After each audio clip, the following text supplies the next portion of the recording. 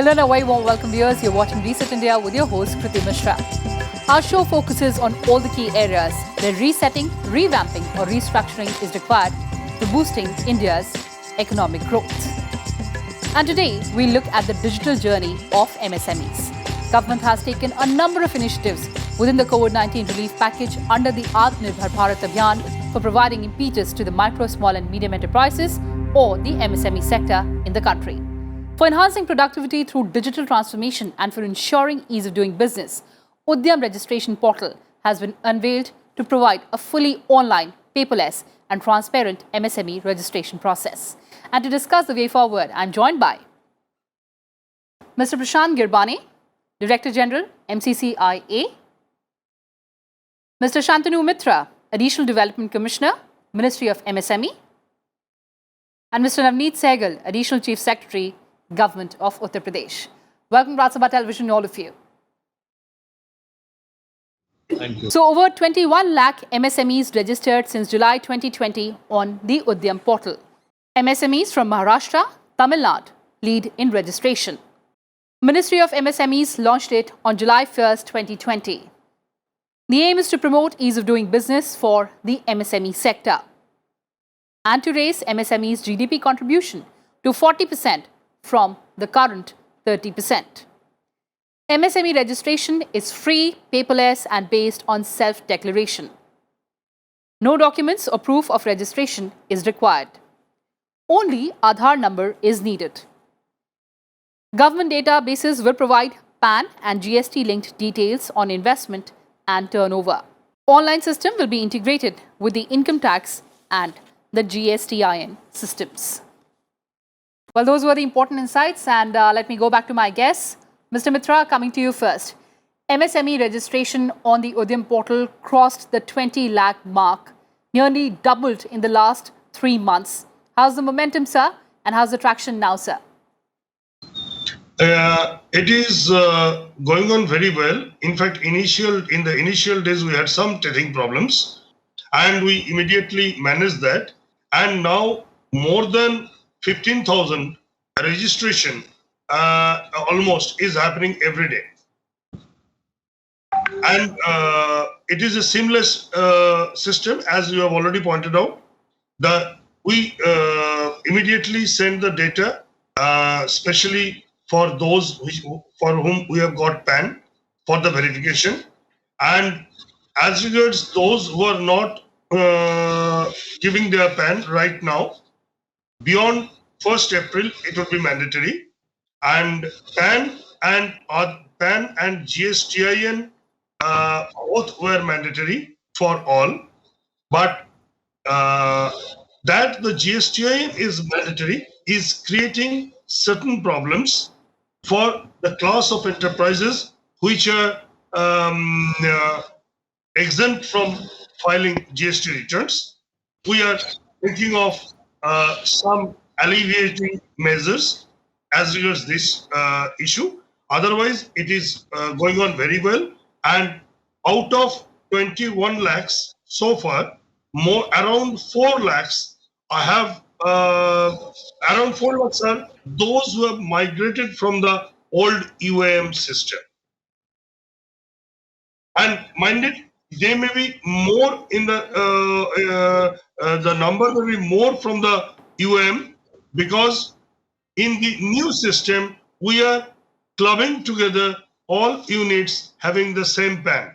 So earlier enterprise could be a unit also. Right now that is not possible. So multiple enterprises in the UAM are being clubbed together as one enterprise in the Udyam registration. In fact, that is one of the measures. That is one of the reforms we wanted to have.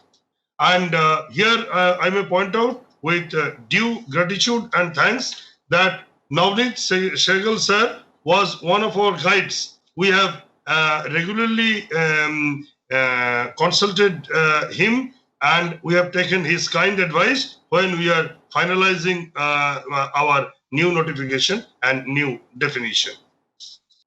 All right, since we have Mr. Sehgal on our panel, Mr. Sehgal, coming to you. How's the response in Uttar Pradesh for the Udyam portal, and how's the state government building a strong digital foundation for the MSME sector in the state of UP? See, first of all, I must thank Govt of India for liberalizing the process. The whole process of registration was a very cumbersome process, the earlier UAM one. And obviously, we had a lot of discussion with the then Secretary MSME. And after the stakeholders' discussion, this new arrangement has been done. You see, we have the largest MSMEs in the country. Almost 14% of the country's MSMEs, they are in Uttar Pradesh. And with the new process of very easy to do registration, we are getting a lot of registration of MSMEs done on the portal. Yeah, initially, there were a lot of issues, as Mr. Mitra was saying. There was a lot of issues, and the word went around that it is difficult to get registration on the portal. But we gave feedback to Govt of India, and the things have been now sorted out. And I see, UP was the first state. We, after the registration process that Govt of India had started, we had tied up with the banks to finance MSMEs. And just after 13th of May, when Govt of India had announced the Atmanirbhar package for MSMEs, UP was the first state. We organized an online bank loan distribution camp where the MSMEs were funded. They almost 2,000 crore rupees we gave to 58,000 MSMEs. And that process has been going on. Now, what we now are doing, the two things what we as a government we are doing is, first of all, handhold many of these MSMEs who are not registered. We've got plenty of them. You see, almost 9 million MSMEs, majority of them are in the unorganized sector. We're trying to bring them into the organized sector. We have just got a survey done, and we are trying to handhold them to, kind of convince them to go into the registration portal, because that will give them a lot of incentives, a lot of help, and they come into the process of, recognition. So that we are doing.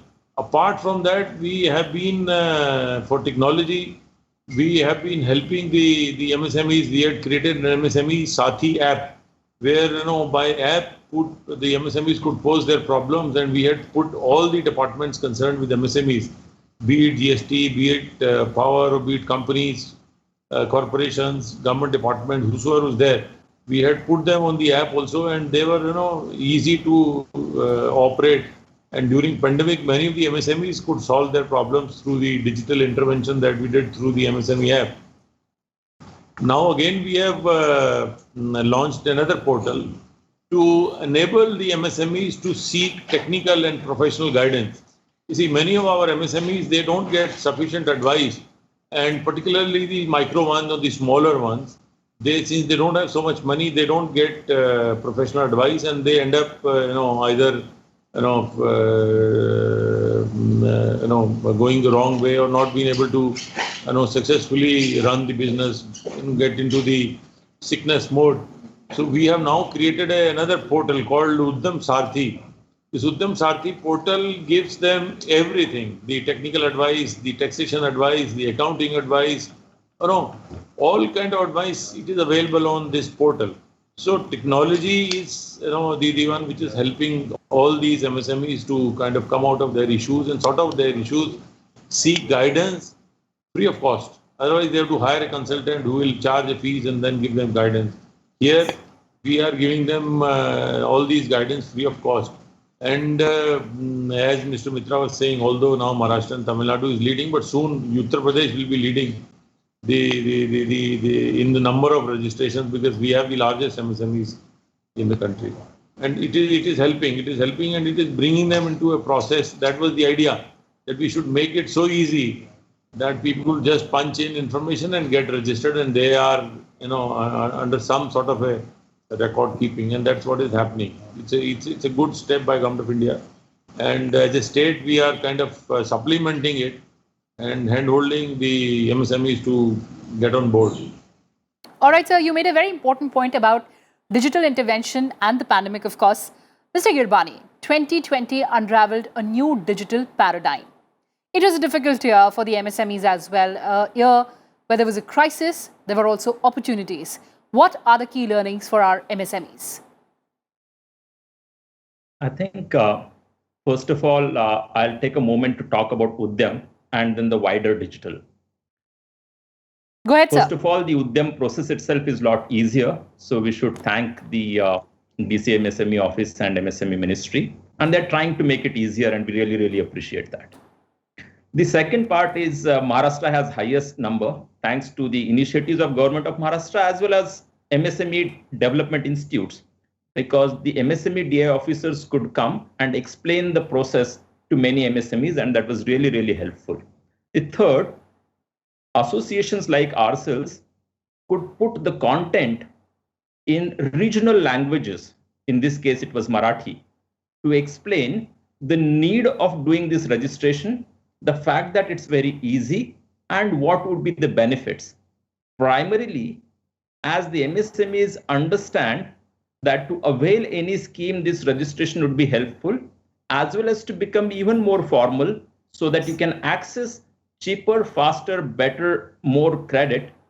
I think that point was driven home, and hence Pune has highest number of MSME registrations under Udyam as of today. To come back to your point about digital, I think digital throws tremendous opportunities. We'll have to always look at the silver lining to this huge cloud. There is a bit of a reset that has happened. And what that reset means is those who are digitally connected would be able to access a lot wider and broader set of markets. As Honorable Minister Gadkari ji has talked about time and again, that the exports need to increase beyond 49%. The share in GDP needs to increase from 30% to 40-50%. I think on that march, we have to leverage digital as MSMEs, and many MSMEs have taken steps forward to make that happen. Thankful that there are certain initiatives like credit link capital subsidy of MSME, Yes. DC MSME's office, which would be very, very helpful in taking this leap forward. All right, let me take that to Mr. Mitra. Mr. Mitra, digital transformation is not only about using social media or using apps, it's about realigning the entire business process or the business objectives. What are the other measures that the Government of India is taking to further digitally empower our MSMEs? A long list, madam. To be very frank with you, I'm absolutely happy that you have asked this question, which gave me the cue and the leverage to paint the Government of India's success story in this matter. Already the GEM has integrated with us, and we have provided a button in our form for anyone desiring to join the GEM and the trades portals. So as soon as their names are being sent to the GEM or trades portal, as the case may be, these MSMEs are being contacted immediately by the GEM and the trades portals so that they can be onboarded on the GEMs and the trades portals. This was the initial success. Now, since this database is going to be one of the most important economic databases, not only in India, but in the world as well. So many of the organizations within the Government of India are asking for API access to the data. And our NIC is handling all these matters. I can give you some such example. One, already the DFS is working on a portal in which the entire Government of India subsidy and credit programs will be integrated. And they are requesting for API connection with this database, because this database is the largest database with purely authenticated data. There is absolute transparency and the objectivity, and the parameters that have been chosen as part of the criteria of definition, that is investment in plant and machinery or equipment, turnover, and exports for the exporters. These three are determinants of various other schemes, benefits of Government of India under various schemes and programs. So, in fact, we also are in the process of writing to all the ministries that whenever they want to extend some benefit, some advantage to the MSMEs, they must make it mandatory to quote the Udyam registration, and that will be immediately captured in our database. So, if you look at the entire database and its adjuncts or core databases, I can tell you within 2 to 3 years, the entire economic mapping can be available to the country's economic policymakers.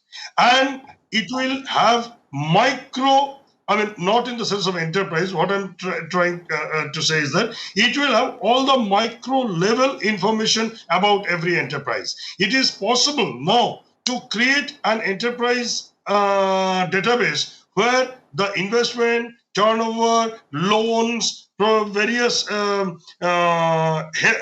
assistances they have received under various government programs and schemes, and credit from the banks, and even their difficulties in accessing credit or accessing benefits, everything can be mapped. Maybe it will take 1 or 2 years to integrate, and the state governments also, we would request the state governments also, and they also will probably find it more to their advantage. We will integrate with each other in such a way that if enterprise X is having 4 units in 4 states, we will know that enterprise X, how much benefit they are getting from central scheme and from those 4 states under the schemes and programs of those 4 state governments. At the same time, we will come to know if there is any problem in delayed payment. We will come to know how much public procurement the state government or the central government, as the case may be, has done from that enterprise. So all these will come under one database, and we are working towards that. Maybe it will take some time because our transition, even the 1st April transition is there when we are making PAN mandatory. So that way it may take some time, but it will have a robust economic database. I mean, it will create a robust economic database for India. All right, sir. Mr. Mitra, that's a very vital piece of information that you're sharing with us. And Mr. Girbane, since we're talking about Atmanirbhar Bharat, self-reliant India, MSMEs, of course, form the backbone of our economy. What do you think is the biggest competitive advantage of our MSMEs? I think one of the biggest competitive advantage the MSMEs have is the nimbleness that we have in the MSMEs. But I think it will be equally important to see what competitiveness we need to build in the MSMEs, right? Moving forward, looking forward. You already talked about digital. Let's talk about 3 other areas. 1, the cost of energy is still high across the country for MSMEs. 2nd, the cost of logistics is still high across the country for our MSMEs to export.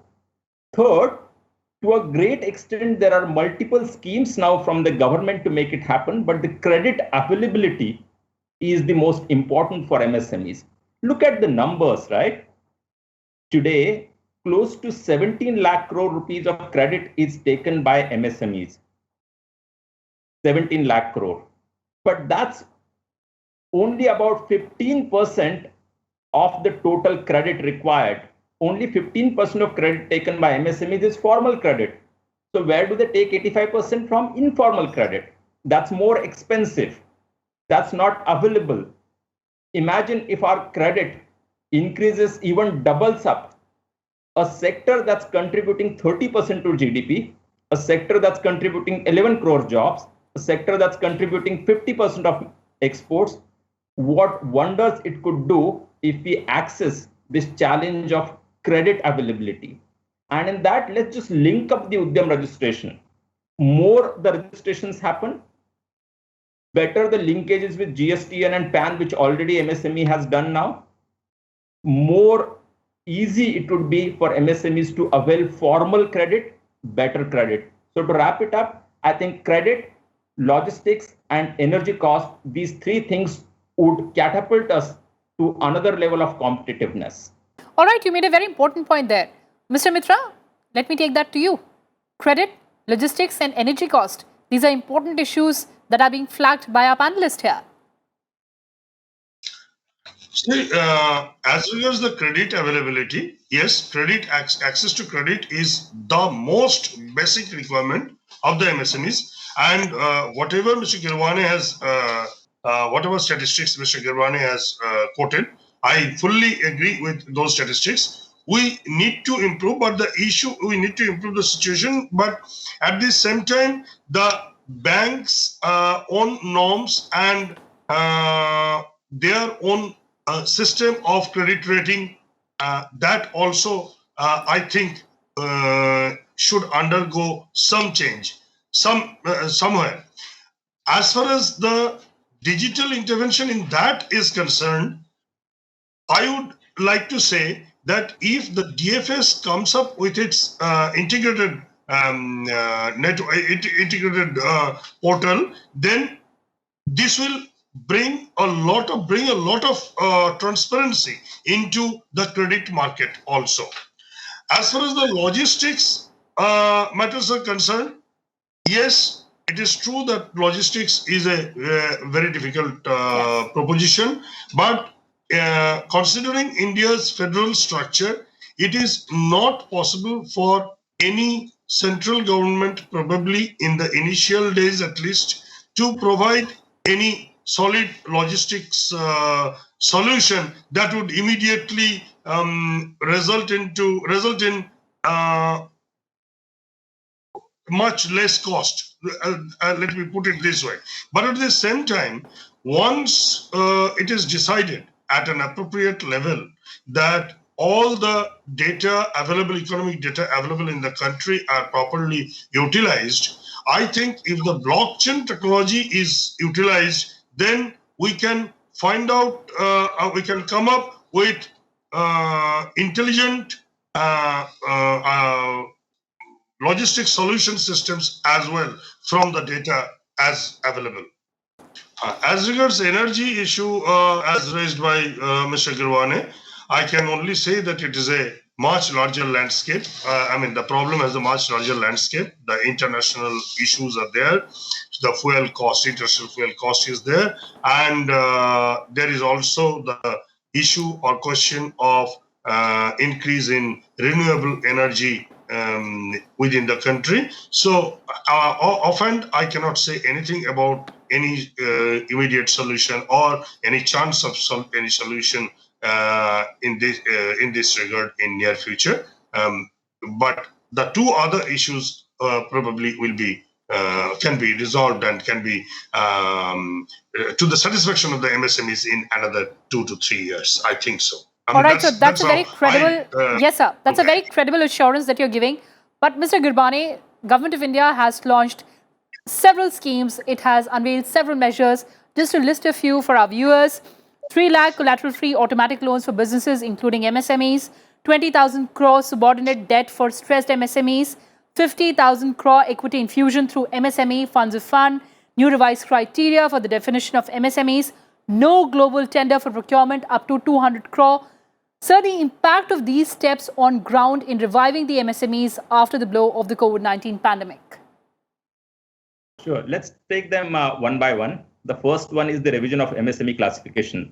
It was an honor for me to participate in a 7-member team to make that recommendation on behalf of MSME Ministry to the center, right? Yes. So really appreciate that this happened. Lakhs and crores of MSMEs in the country are thankful to the ministry as well as the government for making this happen. Because thanks to this now, we do not have to continue to be DOF. We as MSME are okay and happy to rise because we know that our benefits aren't being taken away just because we are rising. So grateful to the ministry as well as the government for making this happen. The second part was the 3 lakh crore credit guarantee, yes, the emergency credit guarantee. I think if there was one thing that we all needed that was provided for right at the beginning of this Atmanirbhar package. And as you would have seen, tens of lakhs of MSMEs benefited because of this, because of the 20% additional credit with guarantee, with a year moratorium, another 3 years to pay it back. I think it was much needed. And again, very, very thankful that this came at the right time. The debt for the stressed MSMEs, or in a simple language, even if you have gone through the NPAs, trying to benefit 200,000 or 2 lakh MSMEs is a very innovative concept. Yes. I haven't heard it before. I haven't seen it in many other countries. Right? Of course, I'm sure that this is launched and we are yet to see the numbers, and we are looking forward to see the updates or the dashboard like we saw on the other parameters, and I'm sure it will come sometime soon. I think the same about equity infusion, the fund of funds, 50,000 crore that we talked about there. It would have multiplier effect because it's a mother-daughter relationship between the funds, So again, looking forward to updates on that as well on an ongoing basis as and when available. All right. Limiting the global tenders. So there's tangible impact on the ground. I'm completely out of time. And of course, the focus of the government is to enhance the contribution of MSMEs to 40% from the current 30%. On that note, thank you so much for joining us, gentlemen. So that's all we had for you in this edition of Reset India. Thanks for watching and stay tuned to Rajya Sabha TV.